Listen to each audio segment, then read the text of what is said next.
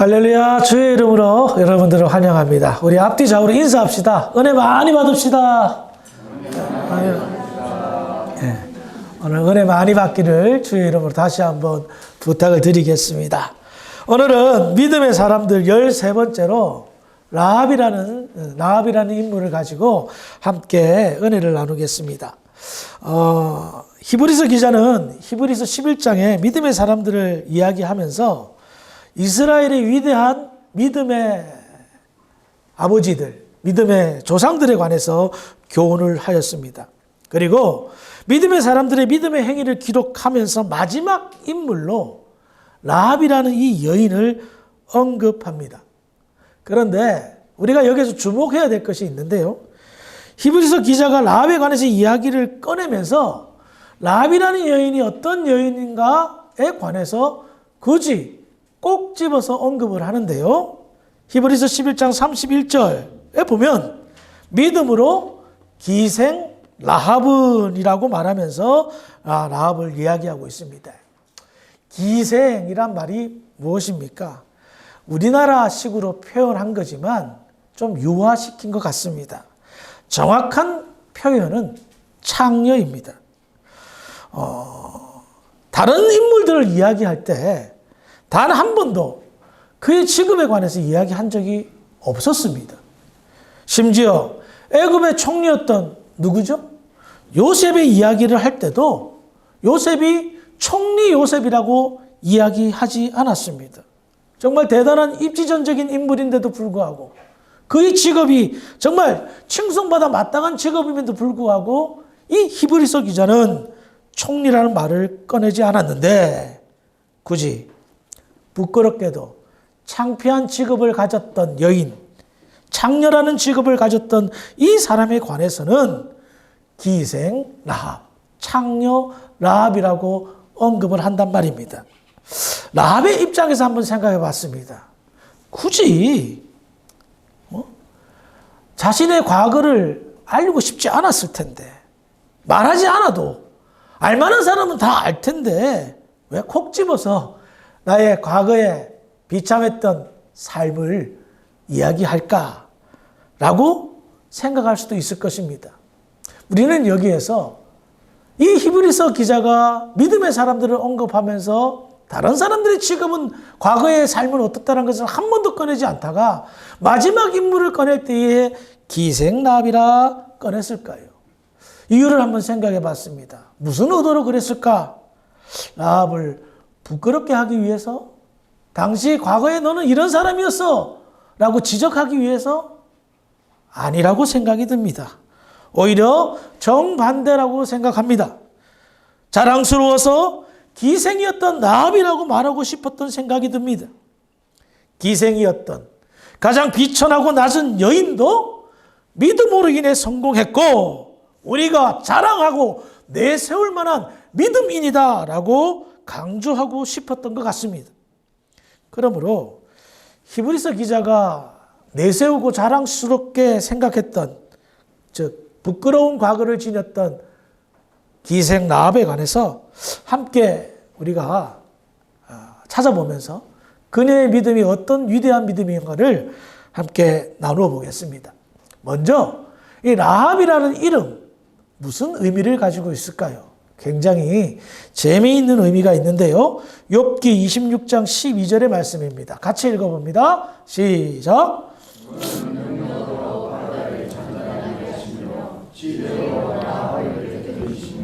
자, 여기에서 우리는 라합이라는 이름이 언급된 것을 봅니다. 그리고 우리는 라합이라는 이름을 들어보면 언뜻 듣기에는 여자 이름처럼 보입니다. 그렇죠?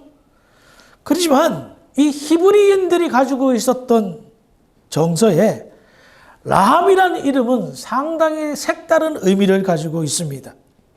방금 읽었던 욥기 26장 12절의 말씀을 우리말로 번역된 쉬운 성경에는 다음과 같이 번역합니다. 한번 읽어보겠습니다. 시작.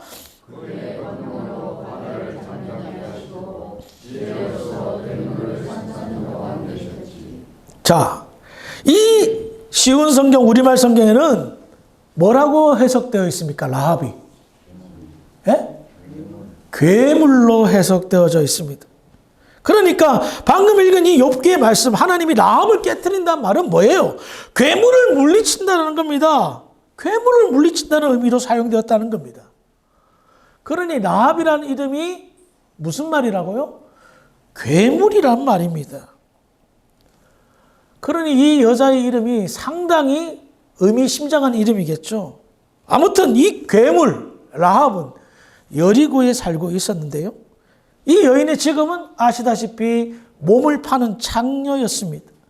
아마도 여관을 운영하면서 가족들의 생계를 책임지며 몸을 팔았던 그런 비천한 여인이었던 것 같습니다. 그런데요, 여리고성은 당시 가나안 땅에서도 굉장히 풍요로운 곳이었습니다.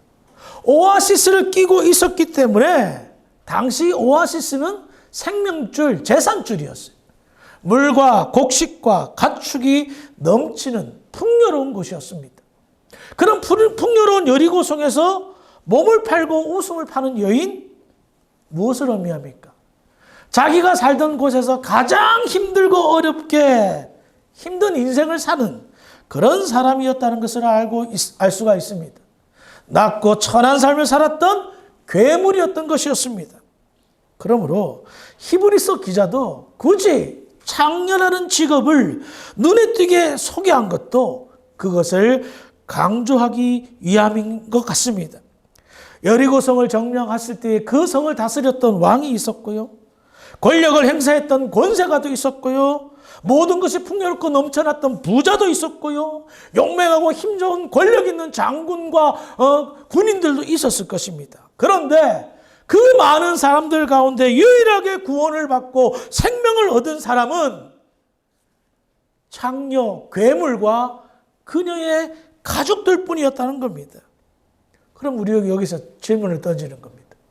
여리고성에서 가장 천대받고 가장 가난하였고 비루한 삶을 살았던 이 괴물 여인과 그 가족이 구원을 받은 이유는 무엇입니까? 너무 불쌍하게 살아서, 그동안 너무너무 고생하게 살아서, 고생되게 살아서, 긍휼의 마음으로, 자비의 마음으로? 아니라는 거 다 아시죠? 바로 이 기생 괴물이 믿음을 가졌기 때문에, 믿음으로 말미암아 여리고성의 왕도 받지 못한 축복, 부자도 받지 못한 축복, 권세도 받지 못한 축복, 구원을 받았다라고 말합니다. 그렇다면 기생 라합의 믿음이 무엇일까요? 라합에 관한 기사는 여호수아 2장에 상세하게 기록되어져 있는데, 여호수아 2장을 보면 여호수아는 여리고를 정복하기에 앞서 2명의 정탐꾼을, 즉 간첩을 여리고에 침투시킵니다. 이 간첩들은 사람들 눈에 안 띄게 자연스럽게 숨을 수 있는 집을 찾았는데 그 집은 기생의 집, 창녀의 집이었습니다. 그리고 그 집이 라합의 집이었습니다. 그런데 라합은 한눈에 이 이스라엘의 간첩들을 알아본 겁니다. 그래서 이 간첩들을 한눈에 알아본 라합은 정탐꾼들, 간첩들에게 당신들 지금 여기 그냥 있다가는 붙잡혀가니 나를 믿고 지붕과 지붕 사이에 자리를 마련해 놓을 테니까 거기에 숨어 있으라고 이야기를 합니다. 그리고 또한 어떤 제보자로 인하여서 두 간첩이 라합의 집에 들어갔다는 이야기를 여리고 왕이 듣고 그들을 붙잡기 위해 군사들을 보내죠. 그런데 라합이 어떻게 말합니까? 간첩들이 오긴 왔는데 성문 다들 좀 나가서 어디로 갔는지 그 이유는 모르겠다라고 생 거짓말을 합니다. 그래서 군사들을 따돌리죠. 이후에 라합은 이 두 간첩 정탐꾼에게 다음과 같이 고백을 하는데요. 여호수아 2장 8절부터 11절의 말씀, 라합의 고백을 한번 읽어보겠습니다. 좀 길지만 천천히 읽어봅니다. 시작.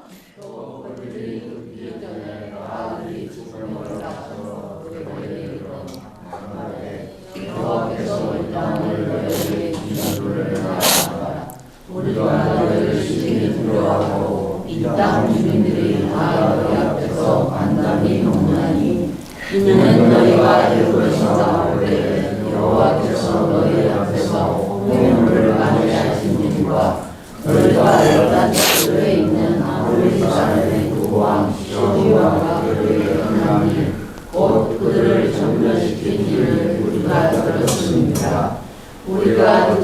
곧 마음이 녹았고 너희로 말미암아 사람이 정신을 잃었나니 너희의 하나님 여호와는 위로는 하늘에서도 아래로는 땅에서도 하나님이시니라. 아멘.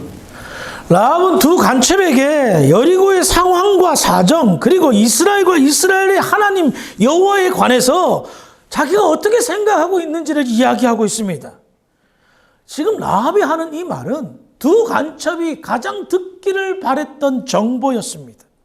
그런데 이 라합의 고백과 그 이야기를 상세하게 살펴보면 하나님은 어떤 분인가에 관해서 너무나도 정확하게 알고 있습니다. 첫 번째로 라합은 하나님께서 여리고를 이스라엘에게 주신 줄 믿는다라고 고백합니다. 두 번째로 라합은 하나님은 하늘과 땅, 즉 천지의 하나님이라고 믿는다는 겁니다. 이와 같은 천지의 하나님, 전지전능한 하나님이시기 때문에 홍해의 물도 마르게 하시고 지금은 바산왕 옥과 시혼 왕을 물리칠 수가 있었다는 겁니다. 그래서 여리고 사람들이 지금 이스라엘 백성과 하나님을 생각할 때에 두렵고 벌벌 떨게 되었다라고 지금 여리고 사람들의 심정을, 상황을 이야기하고 있다는 겁니다. 처음에 애굽에서 홍해물을 갈라서 건너왔던 이야기가 그들의 귀에 들렸을 때는 이거 거짓말 아니야? 너무 과장되게 이야기한 거 아니야? 라고 느꼈는지 모릅니다. 근데 가장 근래에 바산왕 옥과 시혼 왕을 물리친 이 사실은 여리고 사람들의 간담을 서늘하게 만들었습니다. 이 두 왕은요, 아모리 족속의 왕들로서 요단 동편의 맹주였습니다. 강력한 군사를 가지고 있었던 자들이었기 때문에 가나안 땅에 있는 아낙 자손들까지도 함부로 건드릴 수 없는 그런 강력한 군사를 갖춘 두 나라였습니다. 그런데 그 두 나라가 정말 완전히 패망을 해버린 겁니다. 누구에게 의해서? 이스라엘 백성들에게 의해서. 제가 전에도 말씀드린 기억이 나는데요. 당시 이스라엘은요, 청동기 문명을 가지고 있었고요. 가나안은 철기 문명을 가지고 있었습니다. 철기와 청동기가 부딪히면 당연히 철기 문명이 이기죠. 그런데 이 바산왕 옥과 시온 왕이 완전히 싹쓸이를 당했다는 것입니다. 그러니 이 여리고에 있는 사람들은 와, 어떻게 바산왕 옥과 시온 왕을 물리칠 수가 있지? 이건 말도 안 돼. 이제 우리 차례네? 큰일 났다. 그래서 라합은 여리고를 하나님께서 이스라엘에게 주신 줄 믿었다라는 겁니다. 그리고 여리고 사람들이 절망 속에 있을 때에 라합은 간첩들이 자기 집에 들어오는 것을 보고 어쩌면 자신과 가족이 구원을 받을 희망이 생겼다는 것을 발견했을 것입니다. 그래서 앞서 간첩들을 본 어떤 사람은 왕에게 신고를 하여 이 간첩들을 잡으려고 했습니다. 왕과 군사가 이 간첩들을 잡기 위해서 그리고 죽이기 위해서 쫓아왔지만 라합의 생각은 달랐습니다. 이 사람들을 살려야 되겠다. 왜냐고요? 이 사람들이 자신과 가족을 살릴 구원의 끈이라 여겼기 때문입니다. 여기에서 라합과 여리고의 다른 사람들과의 차이를 알 수가 있습니다. 여리고의 왕도, 여리고의 군사도, 신고한 사람도, 백성들도 하나님에 관한 정보와 지식이 있었습니다. 다음 탁겟은 여리고라는 사실도 잘 알고 있었습니다. 그럼에도 불구하고 그들이 택한 것은 무엇입니까? 대항하는 것이었습니다. 적대하는 것이었습니다. 그들은 자신의 능력과 지식과 경험을 의지하였습니다. 여리고 왕도 바보는 아니었을 것입니다. 이스라엘 백성들이 머물고 있는 그 땅에 정탐꾼들을 보냈을 것입니다. 그리고 정탐꾼의 보고를 들었을 것입니다. 당시 이스라엘 백성들이 요단강을 건널 때 요단강이 범람했죠. 성경은 부연 설명합니다. 곡식을 거두는 시기에는 요단강이 범람한다, 넘친다. 그래서 인위적으로 건널 수 없는 그런 상황인데 하나님께서 요단강을 물리치게 홍해의 기적처럼 갈라지게 하셨잖아요. 그래서 건넜는데 아시다시피 건너고 예배를 드린 후에 만나와 메추라기가 끊겼습니다. 이제 이스라엘 백성들은 먹을 양식이 부족했습니다. 곡식을 거두길 시기였기 때문에 여리고성에는 곡식이 많이 되어 있지만 이스라엘 백성들은 더 이상의 먹을 거리가 없는 촉박한 시간이었습니다.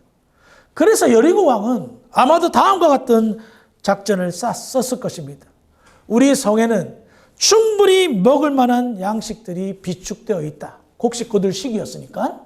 그리고 우리 성은 아주 견고한, 절대 쉽게 무너지지 않는 성벽으로 둘러싸여 있다. 만약 이스라엘 백성들이 먹을 양식이 부족하다면 우리가 좀 버티면 이제는 곧 겨울이고 시간을 끌면 끌수록 우리에게 유리하게 될 것이다. 그런 생각을 하였던 것 같습니다. 그래서 여리고 왕이 택한 군사적 작전은 무엇입니까? 성문을 굳게 걸어 잠가놓고 일절 대응하지 않는 겁니다. 너희들이 뭐라고 하든 반응을 보이지 않는 겁니다. 그가 택한 생각은 버티면 이긴다였습니다. 그래서 하나님이 어떤 분이라는 것을 너무나도 잘 알고 있었지만 끝까지 반항하고 대적을 했던 겁니다. 만약에 여리고 왕이 이스라엘 백성들에게 항복했다면 그 견고하고 웅장한 성도 무너지지 않았을 것이고 여리고 백성들도 다 죽지 않았을 것이고 여리고의 재산도 다 빼앗기지 않았을 것입니다. 여리고 왕과 그 사람들은 자신들의 것을 지키려 애썼지만 결과적으로 모든 것을 잃어버리게 되었습니다. 반면 라합은 결과적으로 모든 것을 지킬 뿐만 아니라 풍족한 삶을 앞으로 누리게 됩니다. 이유가 뭡니까? 정보, 하나님을 아는 정보, 이 지식 제대로 실천했기 때문입니다. 야고보서 2장 25절의 말씀을 읽어봅시다. 시작.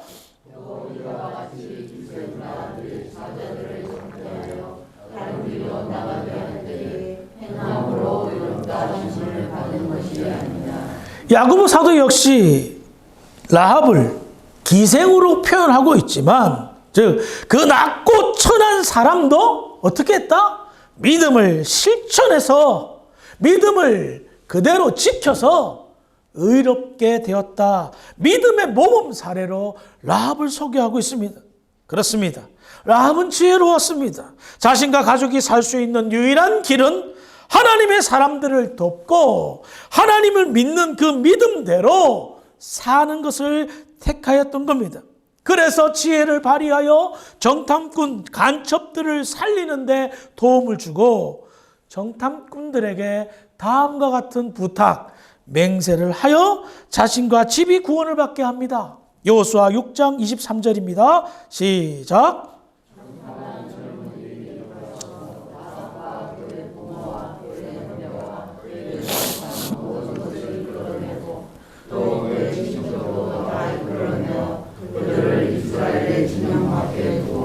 이어서 6장 25절도 한번 읽어보겠습니다. 시작.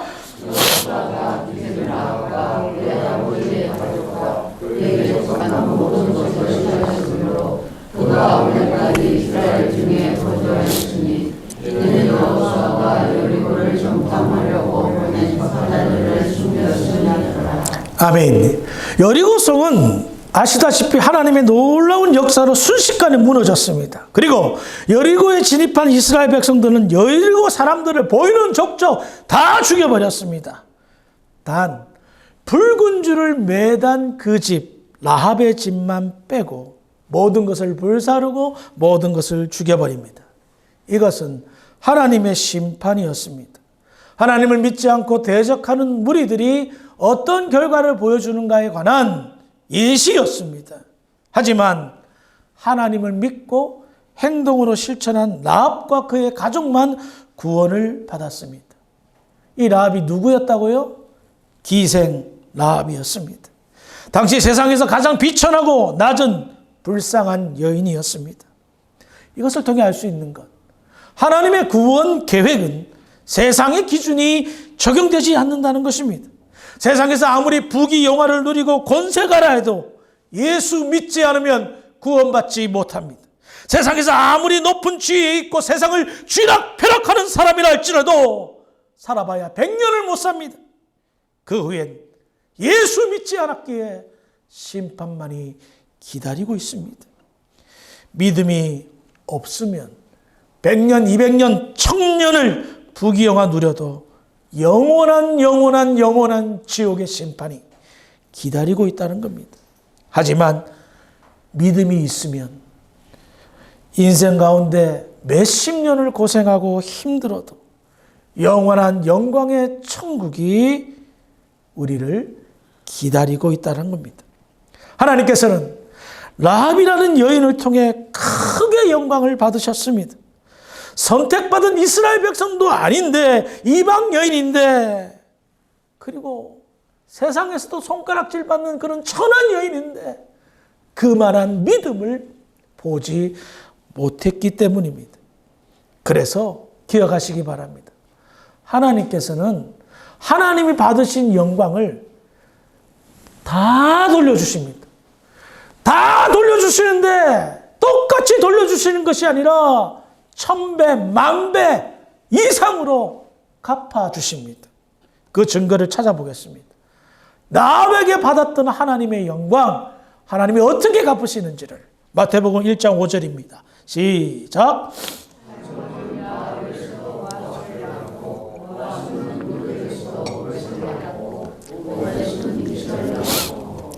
방금 읽은 마태복음 1장 5절에 언급된 살몬은 유다 지파의 지도자 가운데 한 아들이었습니다.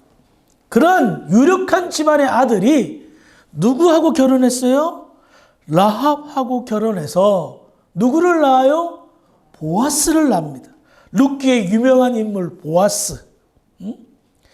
룻기에 보면 보아스가 어떤 인물인지 잘 묘사가 되고 있습니다. 베들레헴에서의 지주였습니다.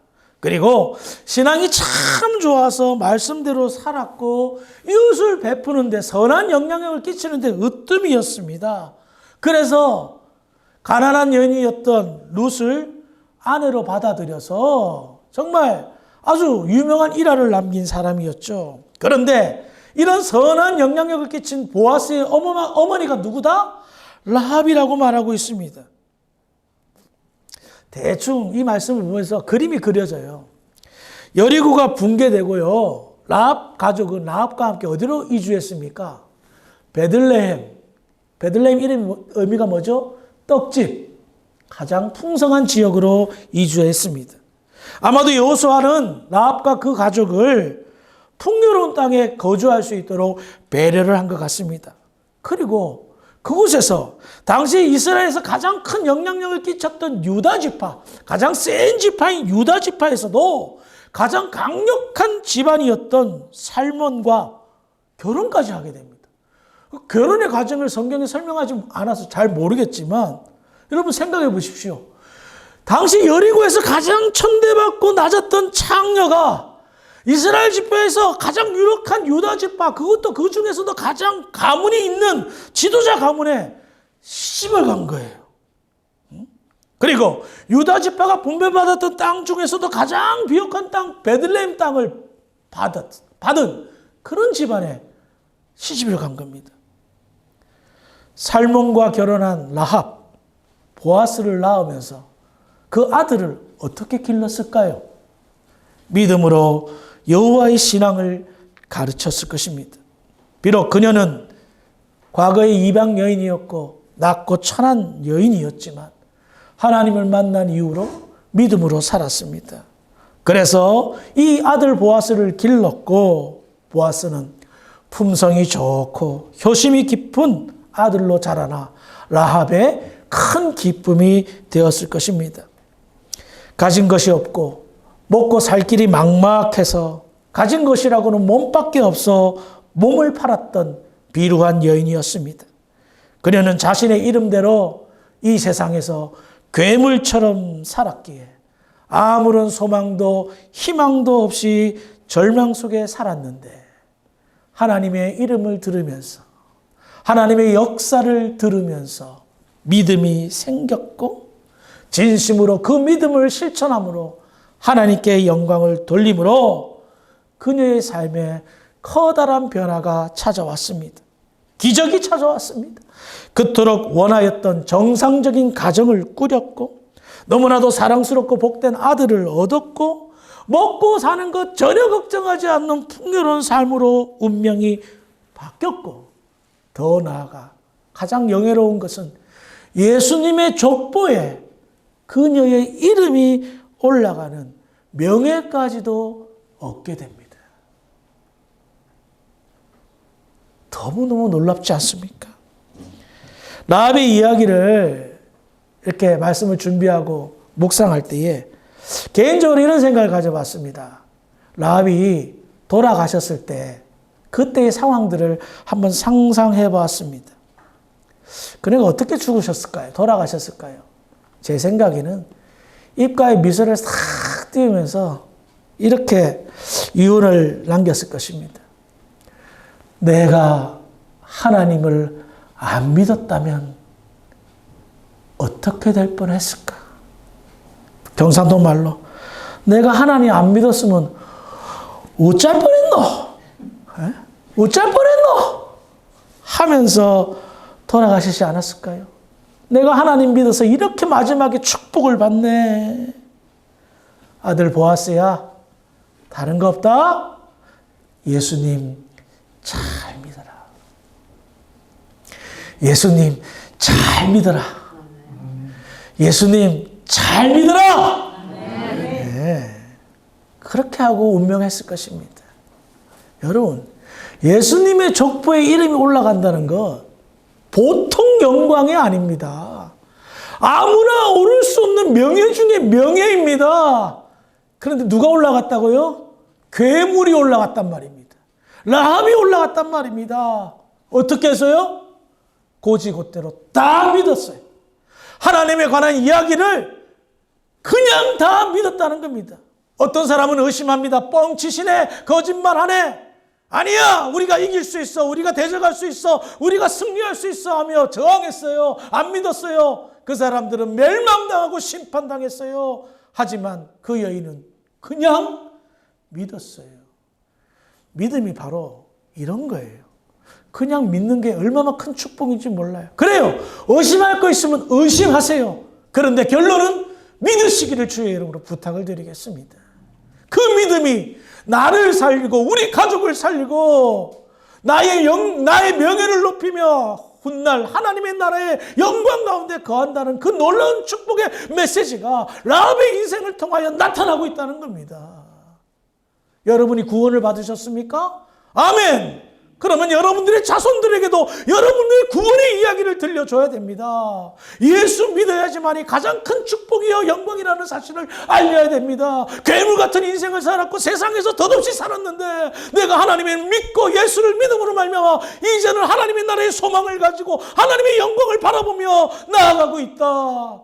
예수 잘 믿어라 라는 것이 우리의 고백이 되며 가르침이 되어야 된다는 겁니다. 그러지 않고는요, 이 세상에서 100년의 부귀영화를 누려봐야 아무런 소용이 없는 것입니다. 기생이었던 라합, 그 직업이 정말 낮고 천한 직업이었지만 그녀를 더욱더 빛나게 해 주었습니다. 그런 직업을 가진 여인이 어떻게 이런 영광의 자리에까지 오를 수가 있게 되었습니까? 하나님을 믿고 그 믿음을 실천했기 때문입니다. 야고보 사도는 주구장창 강조합니다. 실천하지 않은 믿음은 죽은 믿음이라고 말입니다. 여러분들에게 믿음이 있습니까? 예수를 믿는 믿음이 있습니까? 실천하시기 바랍니다. 죽은 믿음 가지고 덧없이 살지 마시고 산 믿음 쥐고 믿음으로 실천함으로 말미암아 여러분의 인생에는 하나님이 약속하신 영광이, 그로 말미암아 하나님의 나라의 영원함이 아름답게 비춰지는 복된 교회와 주사랑교회와 성도들이 되기를 주의 이름으로 축원합니다. 기도하시겠습니다. 하나님, 은혜를 감사합니다. 라합의 인생을 함께 나누면서 많은 도전을 받습니다. 하나님, 우리에게도 믿음의 기회를 주셨는데 이 믿음의 기회를 꼭 붙잡고 하나님께 영광을 돌리며 우리의 삶이 더욱더 풍요로워질 수 있도록 인도하여 주시옵소서. 믿음으로 승리하는 아름다운 주의 백성들 되쳐 믿사오며 우리를 구원하신 예수님 이름으로 감사하며 기도합니다. 아멘.